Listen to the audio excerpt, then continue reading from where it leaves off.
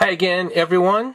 Thanks again for tuning into this video. This is a product review of the Xtar TZ-20 Tactical flashlight that you see here. So normally I don't like to do out-of-box reviews, but in this case this is a review sample sent to me from Xtar. So Xtar is a relative newcomer to the tactical outdoor flashlight arena.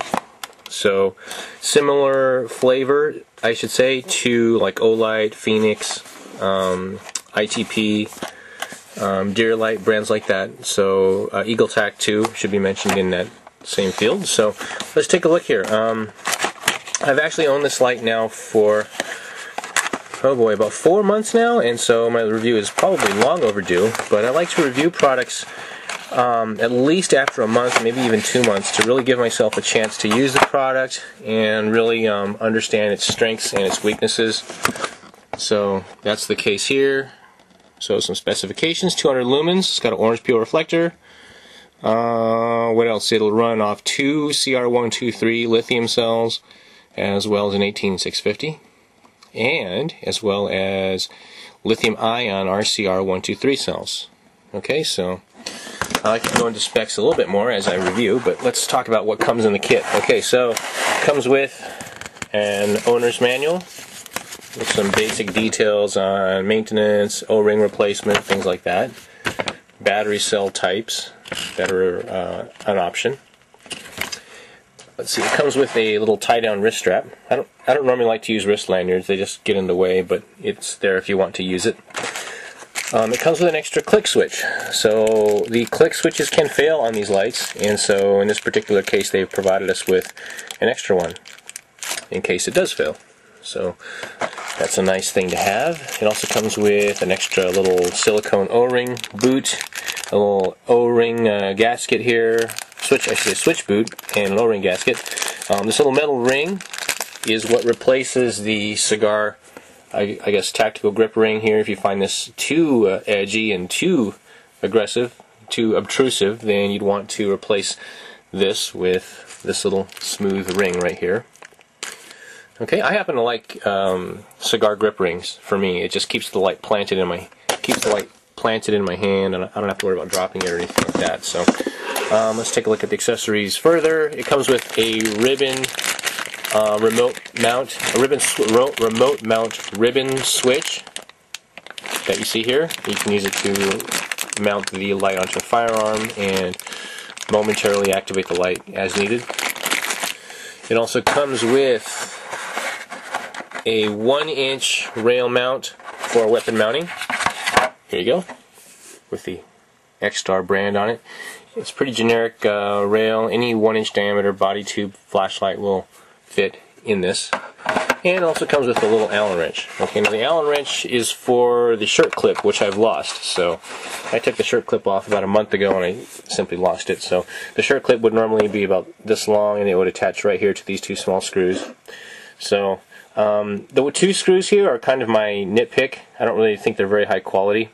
I'm not sure what they are or what they're made out of, but a nice pair of stainless Allen screws would be nice over these, I don't know what these are, over these carbon steel, low carbon steel type screws. So anyhow, it's a type 3 black anodized finish, serial numbered, and let's take a look here at the business end. It's got a glass window on the front and an orange peel reflector. It's a pretty deep reflector, so it's got actually pretty good throw for a light this small. It's actually one of my throwiest lights in this size factor. So there's the back of the reflector, and there's the LED. The LED is mounted directly to an aluminum pill in there, and the aluminum pill attaches straight to the body of the light, so it's got very good thermal heat sinking. Cattle Power Forum member, Big Cellist, and I tested this light in his integration sphere, and it did 240 lumens on a cold start and dropped down to about 225 lumens after a little bit of thermal warming. So any LED that's driven pretty high level is going to drop output as the LED warms up. That's just the inherent nature of LEDs. So, and it's got a nice stainless strike bezel. So I don't really like strike bezels. I'm not a huge fan of them, but I do admit I think it gives the light a very jazzed up, snazzy appearance. So let's see, the light tail stands very nicely. I can shake the table here and shake the nightstand, nothing's happening, so very nice tail stand capability. Here's the switch, take a look at the switch. Really nice machine threads, square threads, which is a very nice feature in a light this cheap. I believe it's about a $45 light, and here's the inside of the tail cap switch.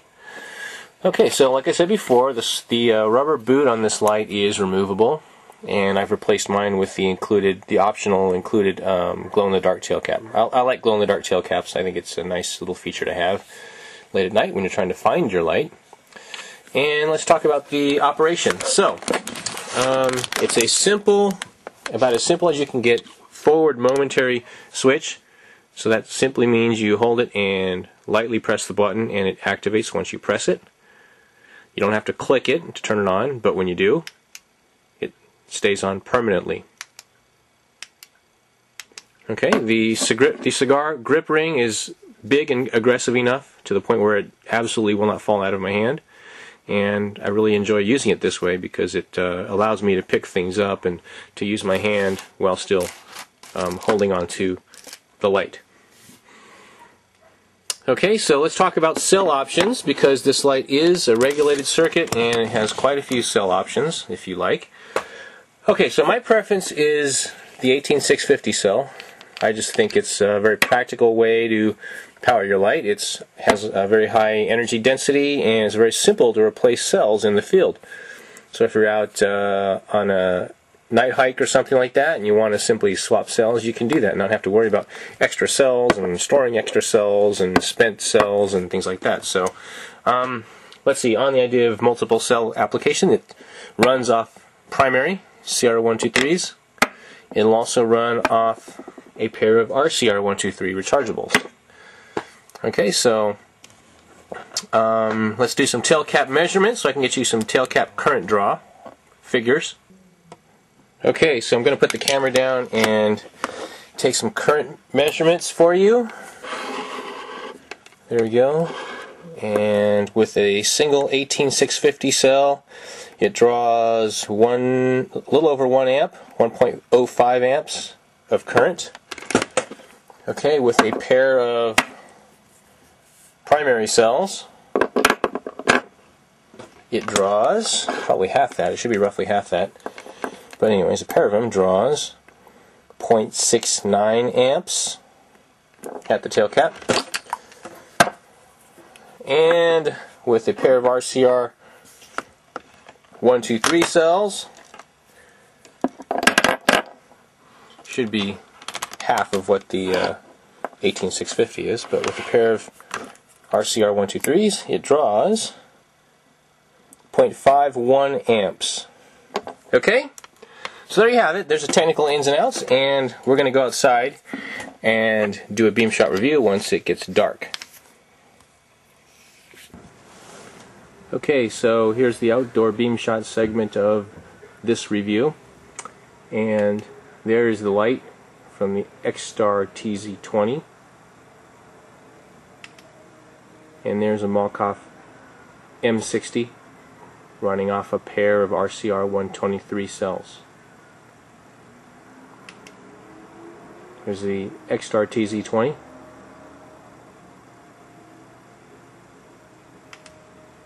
And there's a Malkoff M60. Going to shine the lights down the side corridor a little bit. There's the M60. And there's the TZ-20. M60. And there's the TZ-20. And one more cycle. M60. And there's the TZ-20. Okay, I think we're going to wrap it up. Thanks for taking the time to view this video, and I'll catch you guys later.